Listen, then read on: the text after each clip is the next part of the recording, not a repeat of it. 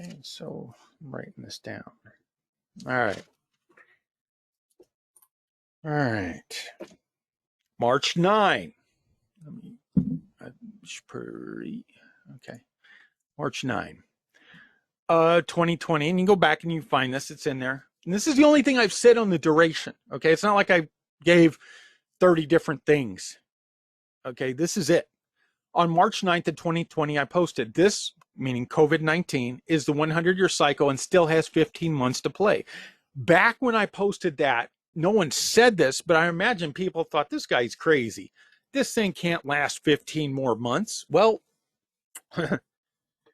yeah, it can. It's a 100-year cycle. None of us in here have lived through this particular cycle. We weren't around 100 years ago. Okay. And again, that was March 9th. So that 15 months has gone down, of course, by now, and you can see it. Okay. Now, which is March 9th, you got to understand, if we go back to March 9, the people in the US were like, well, back then on that date, they were like, well, is this really going to impact us? As hard as what they're saying or whatever. But to come out and say it's going to last for 15 more months, that's insane. You know what I'm saying? That is just bizarre crazy because BA, this thing will probably last 2 or 3 months. That's what most people were thinking. And it's what it did. But the way this works is it comes in waves. Okay? It comes in waves. And some waves, of course, are worse than others. Okay. When COVID-19 broke out in Wuhan in late 2019 through the winter, the death rate there was 13%. This number came from funeral parlor numbers. Note not the CCP numbers. This is typical with the new virus. A virus with a high mortality rate such as this burns itself out by killing its host. Dead hosts no longer spread the virus. So what gets out to the general public is usually a weaker form of the original outbreak. As time went on, the mortality rate came down. I think Italy's death rate, because Italy got hit the hardest after, and that's from memory, but the way I remember, after Wuhan, Italy hit the hardest, and it was somewhere between 6 and 8% at that time. So it was already starting to come down, meaning 6 to 8% of the Italians that were in that initial wave. I think that was in February, March time period. 6 to 8% of them that tested positive actually died. That's a 6 to 8% mortality rate. It came down from 13% from Wuhan. Okay, and we had to go back and get the funeral parlor numbers from Wuhan. As time went on, the mortality rate came down. Viruses can and do mutate. COVID-19 is no exception to this. Okay? So keep that in mind going forward. This thing's not done. And we're gonna take a look at that here coming up. We're gonna take a look at what exactly is coming up through Jensen's material. And I keep going back to that, but that's such a great gauge on top of all this, okay? Markets. Dun, dun, dun, dun. Okay, this is the Dow. As you can see up here, we have not crossed this out yet. We're kind of lollygaggling on up, but we have not crossed the other two indices at the time of this webinar have taken out the highs. Do not confuse a stock market bubble with economic recovery. Okay, do not confuse a stock market bubble with economic recovery. The two are completely different things. Okay, which brings us to the central point of this webinar. Okay, now I'm going to pause you and I'm going to hold on, paused, yeah. And I got to bring up a chart. And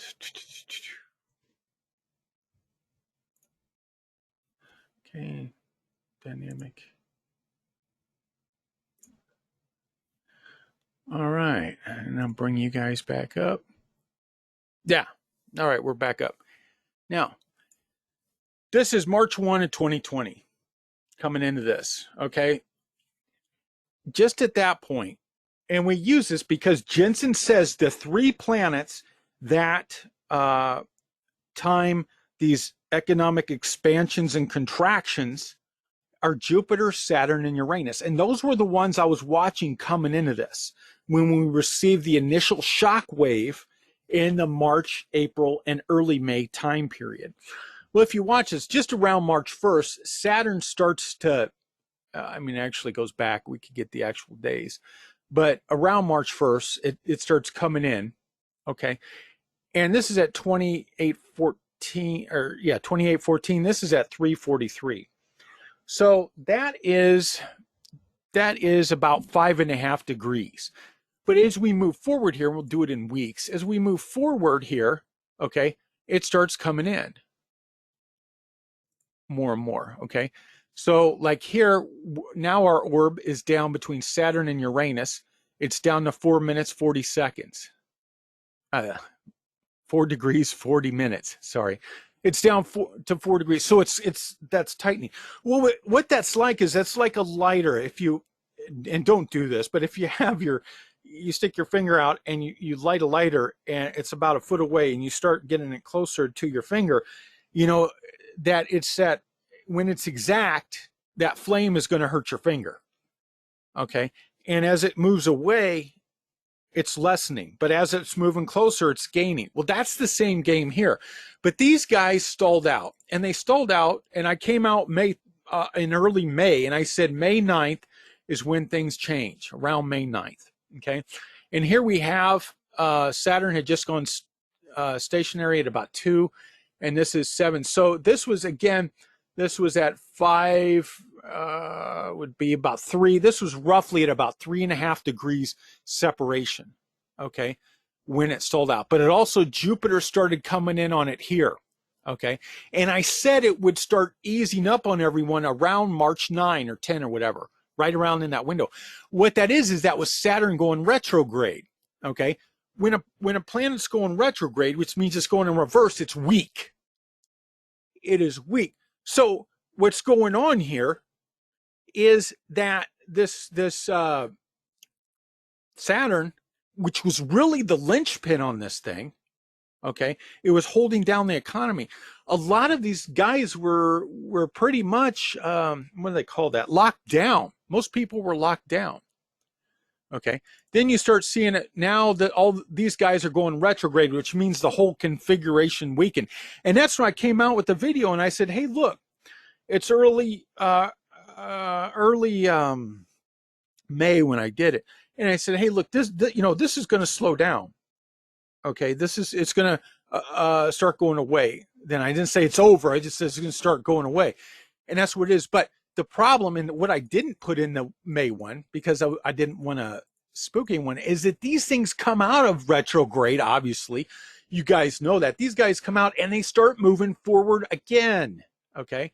Now, see, and stuff. So, first off, these two guys in October, they start to conjunct. Okay. Bad for the economy. Then, both of these guys square this guy over here. So what I'm saying is pretty much from the end of October, okay, so you got October, this is November, yeah, in that time frame. So you got about the end of October, okay, and keep going in weeks. 23, you can see these two are getting closer. They're still out from this one.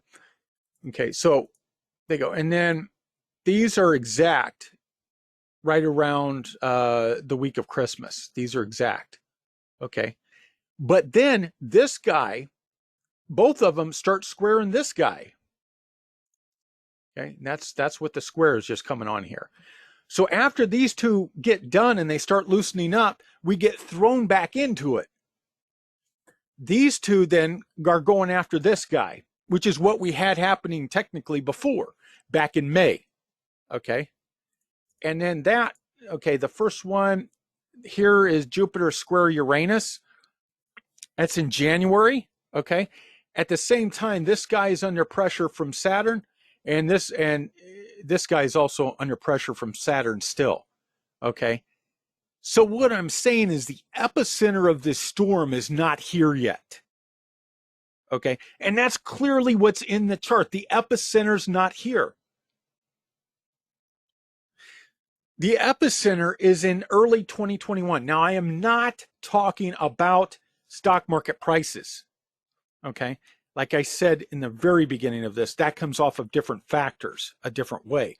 I'm talking about economic expansion and contraction. Okay. So you cannot have a recovery until you get past this. This is when the proverbial lighter is almost directly under the finger. Okay. We never experienced that back in May. This is experiencing it now. Okay. Or not now, but coming up. So this tells us, so all these guys saying, oh, this will be, okay, and here we are here. So, and Saturn is here, but here, and this is weird. Okay, but then you got, okay, so it moves through it. So Saturn and this guy right here, roughly around mid-February, these two are square out. Then this moves forward, okay? Saturn moves forward, all the while still in aspect with Uranus, okay? But then Saturn goes retrograde, and Uranus is still moving up on it, okay? So what I'm saying is these things hang on. Okay, then Saturn's weak, it's retrograde, but Uranus is squaring it. So there's going to be some effects there. So the epicenter of this thing isn't here yet. Okay, it's not. It's going to be early. It'll be early 2021. I don't have an exact date, but it'll be in that time frame. Okay. So because there's so much information out there right now. Well, the recovery's this, the recovery's that, and everyone is speculating, and that's fine. I mean, that's what they do. I'm not here to stop that. But what's really going to happen? What's really going on? This underlies the economy, whether people want to believe that or not. This underlies the economy. This is saying that the epicenter of this, not stock market prices, not the Dow, not the prices, but the economic contraction hits a point, its highest point of contraction in early 2021. So that's very important because a lot of people could make a lot of wrong decisions in this time frame. Okay. A stock market bubble is no indication of economic recovery. So the question is, and the real question is, what impacts this? When we look at this, because you've got Saturn, and this is really the linchpin in the thing, you've got Saturn in Aquarius. Well, so you turn to Jensen's book, you got Saturn operating in a fourth house influence. Okay. Is that right? I'm doing the math. Hold on. I think it's Uranus. Hold on. No, Uranus is. Sorry. You got Saturn operating in a second house influence. You have Uranus operating in a fourth house influence. Okay. Fourth house is food and home. Okay. So the question is, what's going to impact this? Well, I can think of something that's pretty simple to predict. The coronavirus in some form comes back. Now, it hasn't really gone away. It's still there, lingering, festering embers. Okay. It really hasn't gone away. It's still there. So, you got to think, well, if that's the case, what's BA talking about? Because it's not predicting it comes back. It's already here. You can't predict it coming back. I'm talking about it coming back on a much grander scale. I'm not talking about some city out in the middle of the country with 200 people locked down coming back type of thing. I'm talking about waves of this that were larger than the first wave. Okay. That's what I'm talking about. And I'm not trying to impress fear on people. I'm trying to put this out as a warning. It would be great if I was wrong. I didn't want there to be a virus in the first place. Okay. And it would be great if I was wrong. However, this points to that. Okay. We're under the 100-year cycle. And as I showed earlier, okay, on March 9th, I came out and I said on March 9th of 2020, I came out and I posted, you know, we've got another 15 months of this. Well, it's 15 months from the March 9, 2020 date. Okay. Another 15 months. Well, that was, you got to get in that mindset back there to really understand the gravity of that. And it's still going on. And people are like, well, it's kind of going away. No, this thing comes in waves, kind of like stock market prices. They go up and they go down. They go up and they go down. So does this. Okay. So does this. So what I'm talking about when I say lockdowns and stuff, I'm not talking about a town of 200 people getting locked down. Oh no, you know, when the rest of the US or whatever is open. I'm talking about larger waves of this coronavirus or something, because the thing mutates. It may have a different name, I don't know. But we're under that vector. We're under the disease vector for about another year. Okay, whatever, do the math, 15 months from March 9. We're under that vector, okay, of disease. So we can expect it. And it may not be COVID-19. It may be something completely new that comes out, a new variation or something entirely different. I don't know. Okay. But it's going to be a disease vector. The disease vector will play a role in this. That's the warning. It's not over. Okay. And I know that they've got new drugs and all that stuff coming out, but you know, you don't know on those mutations. If the thing mutates, okay, something may not be as effective as what it was. Okay. I don't have those type of answers. What I'm saying is a storm is coming. There's no other way to put it. Okay. Based on this.